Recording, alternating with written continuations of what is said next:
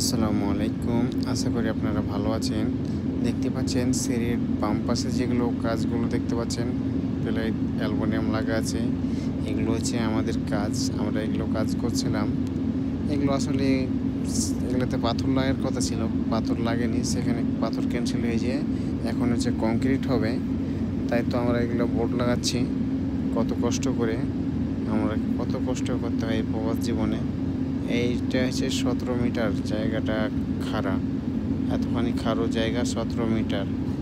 দেখতে পাচ্ছেন জুম করে কিন্তু এগুলো ভিডিও বানাচ্ছি।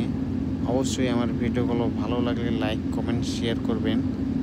এই সৌদি আরব প্রবাস জীবনে কত না কষ্ট করি আমরা। আসলে কোনো কাজই ছোট না। জীবনে কর্ম করে খেলে কোনো ক্ষতি নাই। চুরি করে খাই না আমরা। আমরা চুরি করে খাই না, আমরা কর্ম করে খাই। মাথার ঘাম পায়ে ফেলে উপার্জন করি সৌদি আরবে টাকা। আর সে টাকার লেগে নিজের পরিবার ছেড়ে আসছি। অবশ্যই সাপোর্ট করবেন। আসসালামু